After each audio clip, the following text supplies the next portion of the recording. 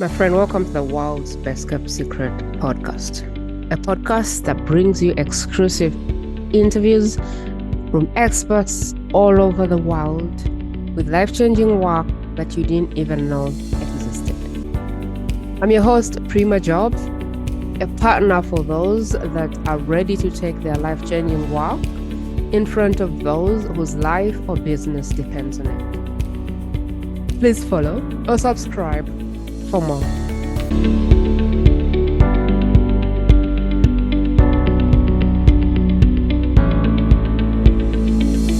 Our discussion today is going to be centered around helping mothers get out of their roller coaster life, that life where you feel like you're a moving time bomb, specifically for mothers. Naomi is a trauma-informed coach. She specializes in healing trauma and suppression that is experienced by women using a holistic approach that is crafted for women, for mothers, for the feminine. This has been created through her own school of hard knocks. She really struggled so hard to find a solution that worked for her. Even when she had built a life that she wanted, she had been successful, she found that she couldn't stop people pleasing. She felt that she couldn't really get in her own body and enjoy the experiences of life. And that is why Naomi decided to create a unique system after solving her own problems and finding something that really worked for her. She created a system that specifically helps mothers that are seeking to prioritize their personal growth and healing. Naomi believes that when you heal a mother, you heal the world. And I couldn't be further from totally agreeing with Naomi.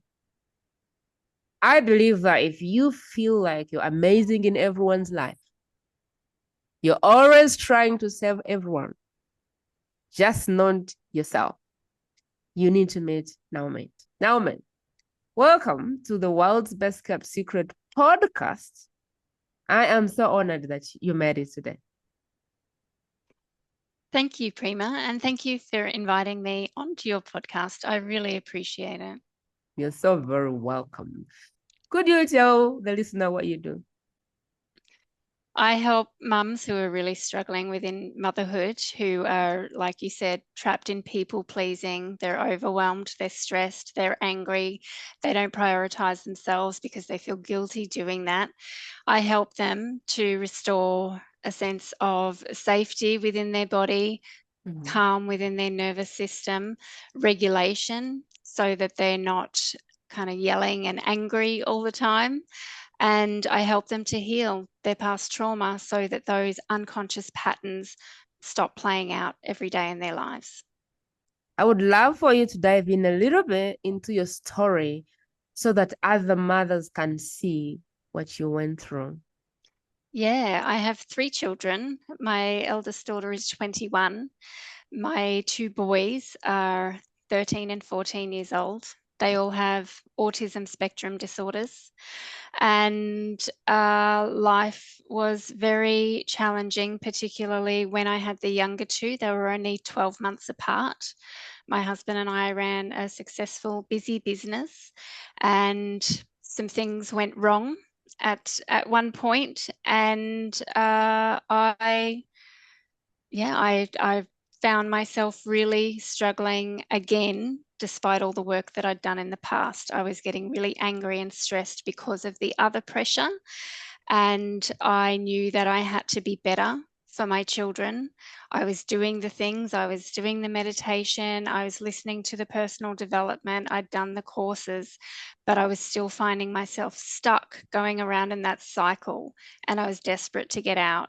And so when we went through a point of crisis in our business where financially things were not looking good, I realized that I'd been living my life unconsciously and not purposefully, and that had to change, that I needed to become more fulfilled and happy and do my own healing work to benefit my children.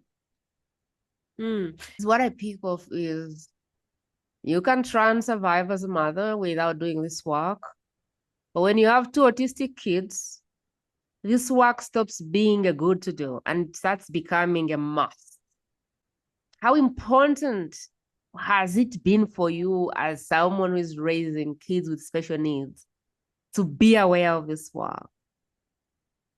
It's been my number one priority. It's the most important thing in the world, and that's what drove me to do it, was with my younger kids whose needs were higher. And everything I'd learned in the therapy that we did for them about how to help them, I knew that I needed to be able to be there for them. I needed to be present for them. I couldn't get angry with them and go into my old patterns with them, because that would have been so detrimental to their progress. And then they would have had all sorts of behavior issues and emotional issues themselves. And that would have just been detrimental, not just then, but for the rest of my life and theirs, because it meant they would have been continually dependent on me if I didn't get that right. I think that you can be single and you can move around, survive, exist. Now, when you become a mother, those chances start diminishing. Now you really need to do this work because as human beings that actually depend on you. Even before you're a mother, I think the first test of this work is when you get married. Now there's another human being who is so good at triggering you, and now you begin to realize, this could get ugly. Now you take another step, now you have a baby. And now your chances of really just going through life blindly start to reduce. Because you know what? There's all these human beings who depend on you to become something. Now for Naomi, her kids were not just normal kids. They were autistic, special kids that need special needs, that need special attention. And so for her, I'd imagine it stops being an option. And she had to either do it or face the roughness of motherhood. I love where you're going. The women who work with you, what does that process look like? I'm curious. Like, what is the process of moving from breaking glasses, shooting people, screaming at my kids to being calm and being, someone who can see things happen and like breathe in and out and move with the day? What is that transformation? For me, who is like shooting my kids every day or planning to kill my husband, like, what does that look like? Yeah, well, the first step is actually getting support.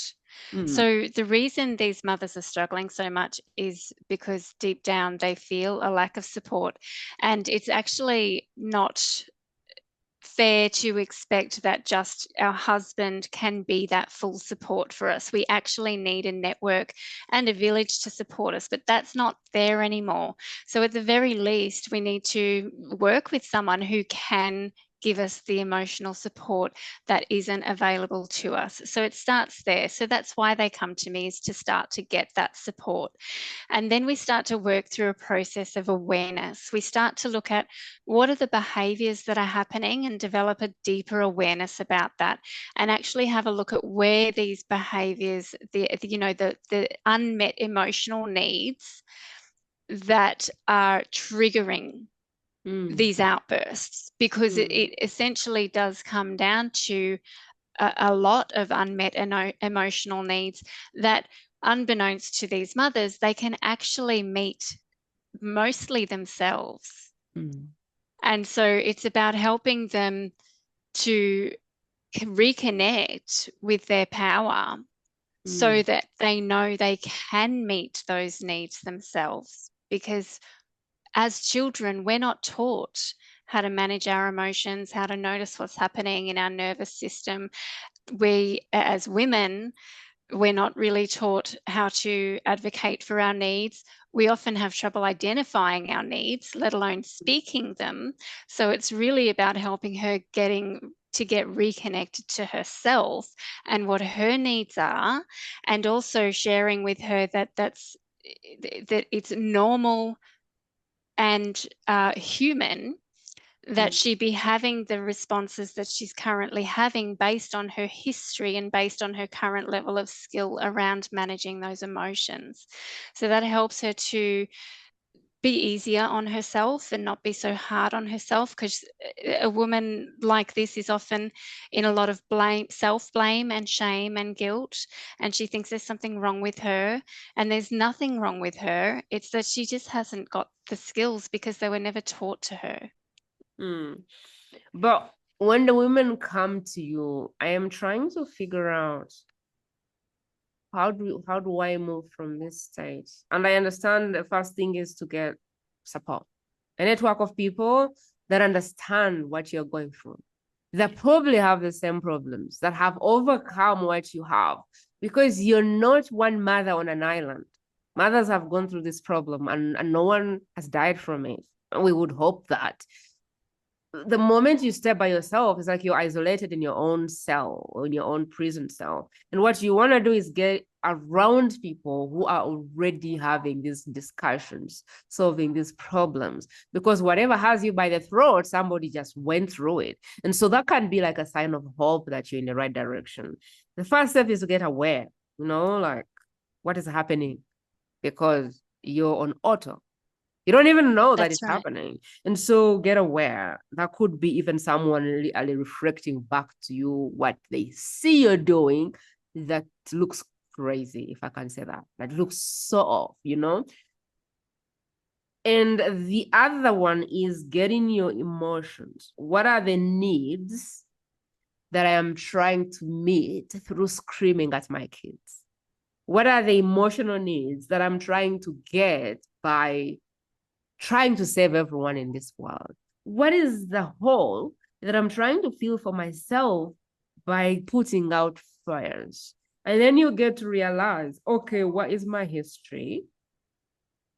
And what skills do I need? So what else goes on there for me to move from the screaming mom to the mom who is like really calm and cool? What else goes So on there?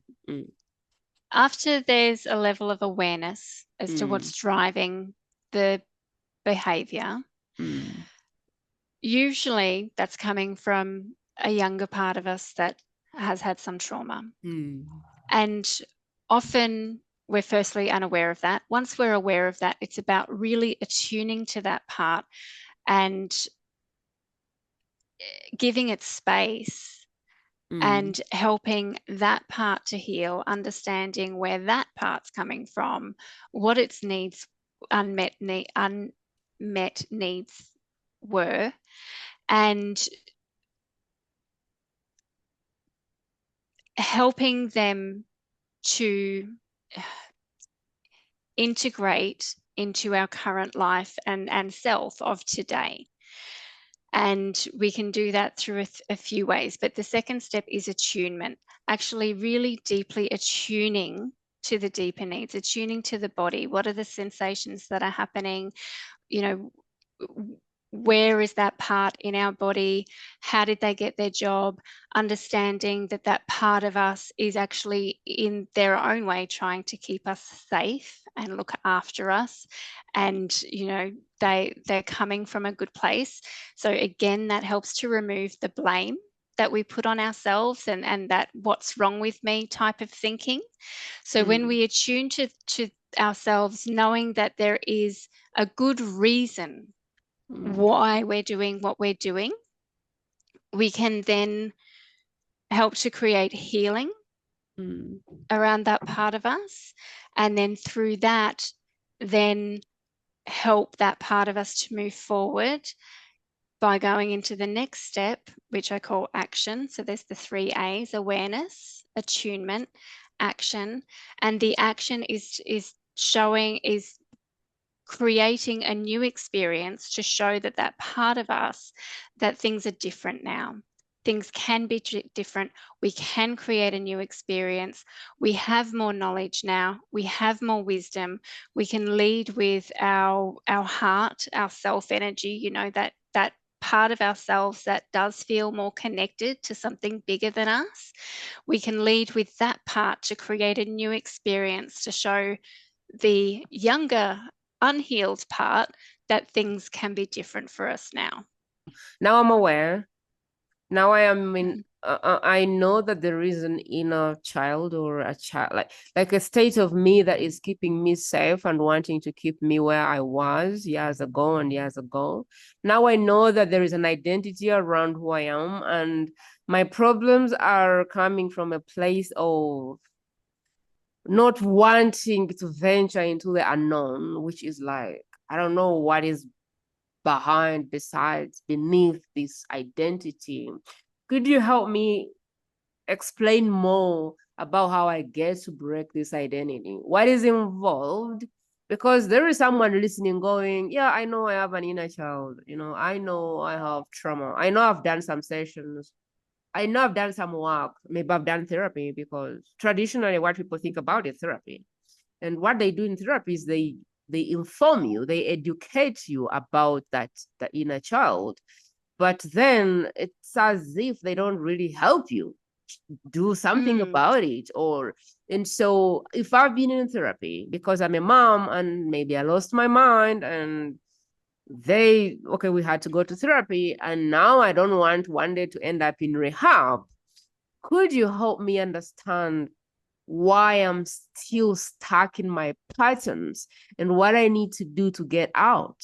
Because I feel like I've tried this. I know there is something there, but what do you offer that is so different that will help me maybe just move on with my life? Yeah, so I don't do inner child work, and I don't Mm, refer to when we do connect with where the original trauma has come from. mm, It's not in an inner child kind of way. I've never been a fan of that work for the reasons that you've just kind of stated there. mm, So what I'll do is explain a current client that I'm working with. So mm, as women, we are conditioned to be a certain way. As little girls, we are taught how to be in the world, to be a good girl, to be a mm, good wife, to be a mm, good mother. mm, And that conditioning starts from birth, and we learn what we need to do, or the mm, best or most effective way to gain love, to gain recognition, to gain some sense of value. mm, And in women, especially mothers, that's going to be very different to what it is for men. mm, And so, with one particular client that I'm working with at the moment, what we first we start with. First we start with helping her understand whereabouts in her nervous system she is at any given time. So there's 3 states of the nervous system. There's our ventral vagal, which is our, our true self state. Like that's our higher self, that part of us that feels connected to something bigger than us. And then there's fight, flight, stress. That's the sympathetic nervous system. And then there's our dorsal vagal, which is our system of immobilization. So in the beginning, part of the awareness is getting her very familiar with the different nervous system states that she's in and what's driving her from a nervous system perspective. From there, and based on the problems that she's having, so if she's, for example, feeling like she's always busy and always doing, we kind mm, of explore, well, why is that? For this particular client, it came from feeling valued and good enough and loved if she was helpful. So if she was helping others, if she was doing for others, then she felt safe, mm, right? Because that's what she needed to do when she was younger, to feel safe in her body. And so with that awareness, we then attune to that part of her and find out what the needs, that those unmet needs that part had. We work with that part of her to the point where we can then start to implement the action and show that part of her that through choosing a different action, she can have a different experience, which in the beginning is foreign to her because she doesn't know how it can feel good to do less because that's what she's been doing her entire life. So there's a really deliberate, conscious effort to notice that part of her that is worried about doing less, but also make a very conscious decision from the part of her that's most connected to her real self to do less and to let go a little bit and not seek that love and validation anymore through overdoing and overgiving to others. And then through that action, she's able to have a new experience, which creates more peace in her system because she realizes, oh, that's safe to do that. And I didn't die and people still love me and I still feel good. Right. And so she gets to have a new experience that she hasn't had before, which rewires her nervous system and shows her system that it can be different and she can choose herself and that it's safe to choose herself. Also, through the understanding of herself, she's able to let go of the guilt about taking care of herself by doing less, because she realizes how important it is. And then as a result of that, her children start to become a bit more independent and need her less because she's not holding on so tight to needing to do for them in order to feel valued or valuable. Does that make sense? It does. She moves from, I get it. I think I get it. So the first thing is realizing what they're holding on to, what is bringing meaning to them, what is causing them to be in this state. Like, what are they seeking? What is the validation that is making them work 36 hours in a day, which has 24? When that comes, then I think there's a new lens that you get them to experience. Do you know that this is actually a tilted lens and you could do half of those things you're doing and be happier? And they're like, huh? Do you know that you don't have to be doing everything you're doing for your kids for them to appreciate you? Do you know that you could move from controlling and micromanaging your kids to actually empowering them? And she's like, huh? Are all those things possible? And she begins to follow that. And she's shocked that, oh my God.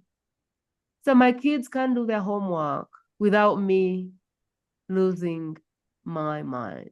Oh my God. So this baby can actually take their shower, eat their food, and go to bed without mom being involved. So my husband can actually take down the trash without me having to scream at him. And that begins to kind of give them, I think, a new lens. So this is possible. So I don't have to hustle and grind. So I don't have to be controlling everything around here. Like, what could happen to this woman is you force her to go on a vacation and you force her not to go with the phone. And she'll probably lose the first day thinking about everything. And then by day 3, you give her back the phone or she goes back home and everything is magically better. And she's like, how did no one die? This is what I'm in my head, I'm imagining that she gets to a point where she realizes that she does not have to kill herself for any of the things that are happening to happen. So that's what I'm getting. And you can stop me and say, no, that's wrong. And what I'm getting is you're saying, you can choose a different experience. But you have to be in a place where you actually can choose a different experience. Yeah, but they need to understand what's driving the need to do what they're doing in the first place, because there's always a deeper driver. They're trying to unconsciously meet another need in a way that they met it in childhood, but is no longer serving them now. And that's where the awareness comes in, because we don't need to get our needs met through the same way we learned when we were young, because it's usually no longer serving us. So Naomi, if I am doing those things because I'm actually traumatized, how does that work? If all of that is coming from a place of being traumatized and I have never healed, what happens there? How do you get me to a place where I can maintain a thing that you're helping me to do? Because I find that most people have the will, but something is just pulling them back all the time. It's like something is just saying, no, come back this way. They take 3 steps and something's like, no, boom, back. So if I am traumatized and that is why I keep falling back, what is your process of helping me get out of that? That's the attunement. Mm, That's if you keep on coming back, that's mm, because you've gone past too quickly mm, the younger part mm, that that feels like it still needs to do its job of keeping you in that role of getting the love the way you're getting it. mm, So we can't skip past that too quickly, because if we mm, do, that part will continue to come up and try to run the show. So the more you can create um, new experiences for that part, the more it loosens its grip. But you also, so you imagine, Prima, you have a screaming child in front of you. If you mm, just go, shush, shush, it's okay, give them a hug and a pat on the back and walk away without properly mm, attending to them mhm, and really dropping in and tuning in, mhm, then they're going to come back again and again and again. mhm, So it's kind of like that. You need to really drop in. You need to really listen. mm, You really need to drop in and give that child, if it were a child in front of you, mm, all of your attention for a minute until they feel completely expressed. They've completely expressed, they've had their need met to the point where, that you give them a hug, they run off, they're happy, right? mhm, So it's the same when we're attuning to ourselves and to the traumatized part. You can't skip past. You can't just give it a quick pat on the back and hope that it's okay. There needs to be enough attunement and dropping in before you move forward. And sometimes you will have to come back and do that a few times and know and remember that this part of you can be activated when you're doing certain things. But the more you build a relationship with it and the more you understand it, the more you mm. know when it is going to come up, the quicker you're able to give it what it needs and the quicker you can then move on forward. So, so I would love for you, if you don't mind, to drop a little bit into the attuning. Take us through that process of how do I get to the point where I have enough awareness to say, you know what, Naomi, now I believe I can do this. Mm, yeah, I understand. And I lived in my head Mm, for most of my life. And I thought I was mm, a very, very aware person. mm, And I would share with her that if she could work everything out through thinking, then she mm. would have by now. And that the key part to this process is learning how to drop into her body and notice Mm, what's happening in her body, not just in her head, mm, because her head is probably never quiet and it mm, probably won't be for a while. But the way to help the mind calm is to be able to drop into the body. So through the education around the nervous system and the awareness that she starts to build around, what does it most feel like when I feel good? Like, when do I feel most connected to my real self? When do I feel connected higher to something higher than myself, or something, bigger than me? That's what, you can call it whatever you want: higher self, true mm, self, mm, heart, whatever. mm, And then she starts to understand, what does stress feel like in my body? How does my mm, body feel when I'm stressed? What are the early signs that I'm stressed? Is my breathing more shallow? Is my body tense? Do my shoulders tense up? Do I feel anxiety in my stomach? Like, what's happening for me when I'm stressed, and what are the early signs of that? And mm, then the other state is the dorsal state. And so, how am I feeling in my body where I'm feeling like I can't move, where I don't want to move, where I'm exhausted, where all I want to do is curl up in a ball. Where do I feel that in my body? So I help her start to understand these different states and how they show up in her body. And so that's the first part of getting into the body, is really noticing when something's happening. Okay, this is what's happening. This is what my mind is saying, but what's my body doing? How am I feeling in my body? And what state does that fit into? Is that my green ventral? Is it the yellow sympathetic, or is it the red dorsal? Through that lens of understanding, when she is having a crisis moment, after she's got this good understanding of what's happening in her body, when she's triggered, she can start to notice that. Oh, isn't that interesting? That part of me is really triggered right now. What does it feel like in my body? Also knowing that she doesn't have to get stuck there, because she knows what green feels like. She knows what it feels like to feel good. So she can explore this feeling whilst also being connected to her higher self, to her heart. And she can be in both at the same time. She doesn't have to leave the good feeling part of herself or the higher self in order to feel what's happening in the part of her that is stressed or activated in that moment.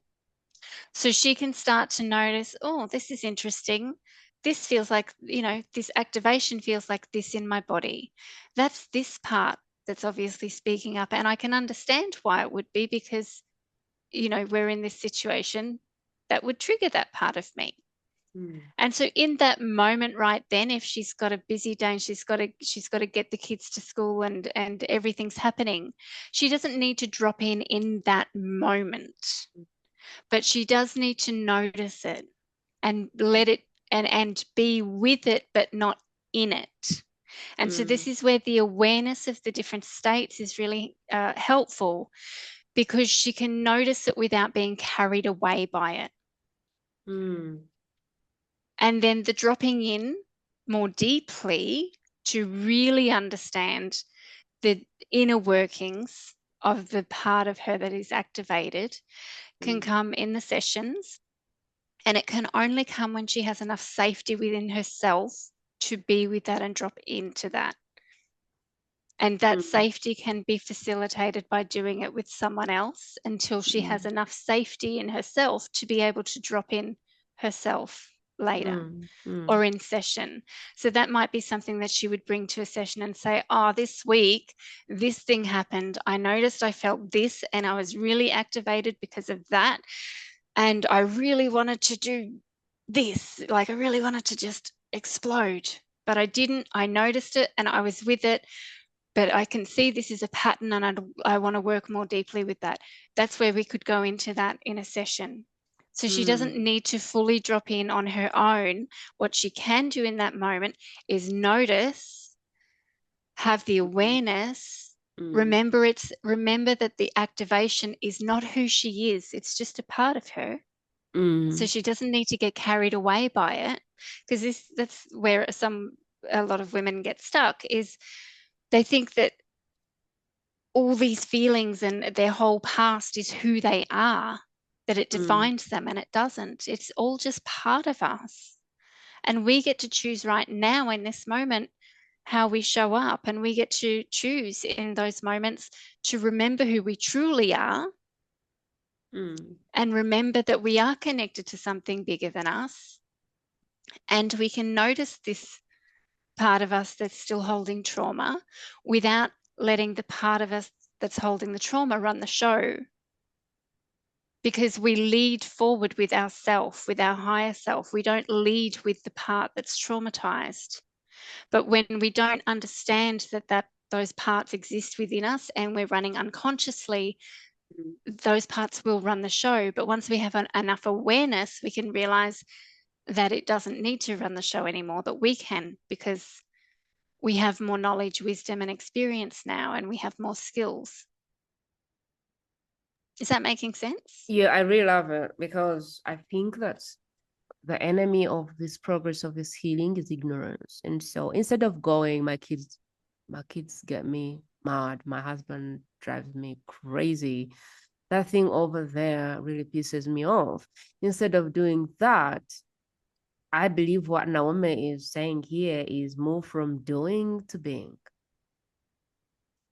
Start moving from doing and seeing things happen to being in that moment, and kind of realizing, oh, I'm hungry.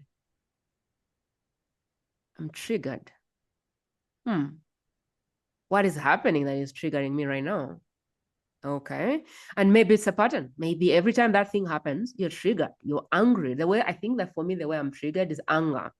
Usually I didn't have a process, but as you're speaking, I know now I see the process. Because when I'm angry, I go, what was that? Why was I angry? Like, why did that? Which my husband said, anger me. Why is my body spiking? The way I look at it is more like I have a spike and I regulate. Sometimes I go, okay. I understand what happened. I've written it down. It's gotten out of my head from my emotions to now I'm calm, but it happens again. And so is this dropping in? What is it supposed to achieve? The dropping in achieves building a relationship with the part and a familiarity with the part. It also achieves you're no longer making that part of you wrong or bad. Because you realize that part of you is just trying to help you in its own way. But also part of the dropping in is giving that part of you what it needs. That part of you needs to be seen. That part of you needs to be validated. That part of you also needs to feel valued. Thank you for trying to help me. You know, I see you. And I see you that. don't, and we don't need to do you. I don't need you to do that job anymore because I've got this. Yes, you have answered my question. Let me give you a live example. I will say something. My husband is from UK. I'm from Uganda. I'll say something. He will hear something completely different. And that will get him in a state where we have to have a heated argument. And then as I'm going into this argument, I will snap back and say, but why am I doing this? I know every time this is because he's hearing something which I'm not saying. So I decide to stop in this moment and go to my desk. And when I come to my desk, I write. So what my aha moment right now, Naomi, is more like there's somebody that is trying to protect me. And what I need to do is, I can see that you're trying to protect me right now. You're trying to keep me safe. And I appreciate you for that. But thank you for doing that. You no longer have to do it again. From now onwards, exactly. I want to release you. Like, it's fine. Let it go. I'm fine. I'm safe. I can do this. I can navigate this. And maybe choose a different way to deal with that situation, which is more like, okay, so now what do I want? What is my choice? Is it to go to and from with him, or is it to choose a different? And I can go, yes, I see you. Thank you, but I love you. No, like, let's not do it now. This is what I choose. And I can imagine that needs empowerment. Because indeed, Naomi, these are patterns. It's not like you have a million things happening to you. No, there is like 5 things or 10. And they just come on repeat and repeat and repeat. And because you've never chosen a different result or response or outcome, you just keep in this cycle of life is happening to you. Everyone is rhino. Everyone is just coming at you. I see what you mean. The kids come back from school and something has gone terribly wrong. Your husband comes and you feel like he's bringing another stress. The landlord decides today is the day to check in and collect money. And somehow your client decides today is the perfect day to cancel. And then things keep piling and piling. And then your dad decides today is the day to get a heart attack. And you're like, Jesus Christ, what is happening to my world? And so This is so good, Naomi. This is so good. But what I pick in summary is the more aware you are, the better. So number one, create safety for yourself. And the best way to create safety is to get around people who are living the life you want. And they begin to kind of help you understand that this is not you hallucinating, that this stuff is possible, that you can be a sane mom, that you can be awesome, you can take care of yourself, you can do all the amazing things you want to do if you get to prioritize yourself and know that, you know what, it's not all about everybody else. It's about you as well. You get this awareness, you get to understand what really is the emotional need that is causing me to want to do everything for everybody. And reconnecting your power and knowing that, you know what, every time I get into this state, it is because there's skills I don't have, like getting in tune with my body. I don't have that skill and I need to learn that skill. So the next time something triggers you, the next time you see your nervous system spiking, for me, it shows up as anger. Like I feel like tears are gonna come out. I feel like my body is resisting whatever it is, and the result of that is tears. That is when I know that somebody has crossed something, a boundary, something. And so the skill you're gonna learn is tuning in and getting an understanding with this trigger and how you want to move forward when it happens again. Reconciling, having peace talks with this part of you that keeps you safe and keeps you in the same place, in the same pattern. Making that reconciliation and going, I see you, but I'm moving this way anyway, because you know what? I deserve better. You know, reconciling that beat, that is the skill that you need, tuning in your body and being able to help yourself get what you want. Naomi, what did I miss there? That was perfect. Just remembering not to dismiss the part of you, or it need that because it was never seen even when it was formed in a way. So it needs to be seen, heard, and valued in itself, and reminded and thanked and reminded it doesn't need to do that job anymore because things are different now. And I'm older now, I'm wiser now, I have more skills now. And I can move forward in a different way, and you don't need to do that job anymore. I think the greatest power you can give yourself as a mother is to understand your nervous system and how you can regulate it so that you don't crash. Just regulating. I think life keeps happening and people will still try and trigger you and things will happen. But I think the difference is between the spike and the crash versus the spike and regulate. I think it is not about even just completely being immune to those things. I think it's about being able to regulate that, regulate through the storm, maneuver through the storm. And I think that the second biggest thing that a woman can do for herself is learn to heal herself through in tuning in with yourself and reconciling the conflict between this invisible part and what is happening and what you want. Wow.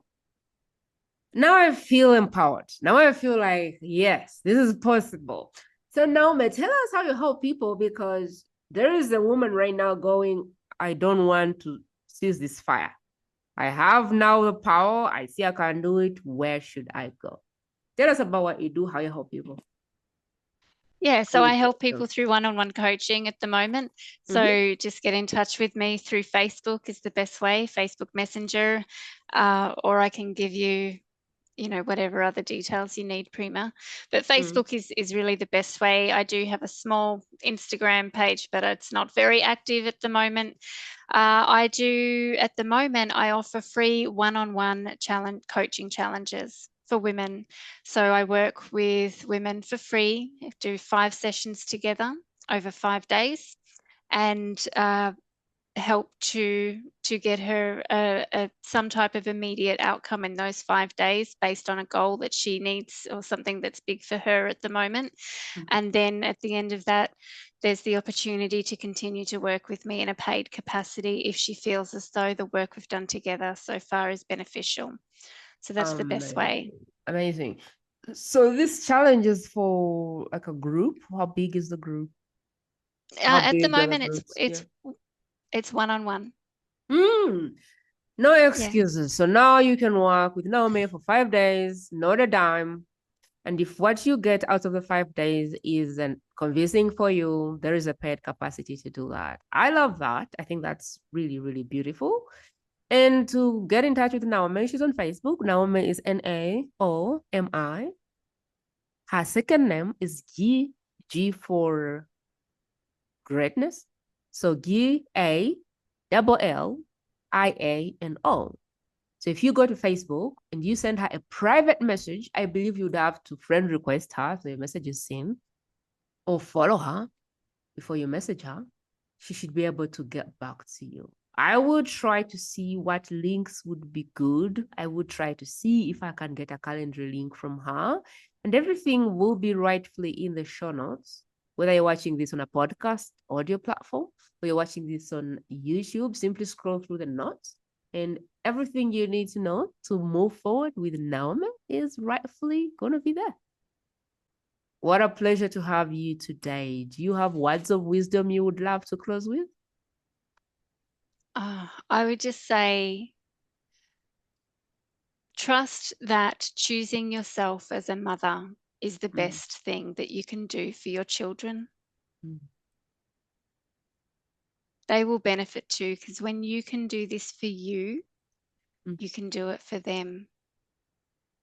Can you imagine having a mother who's able to be present and attuned to you because she's learned how to do it for herself?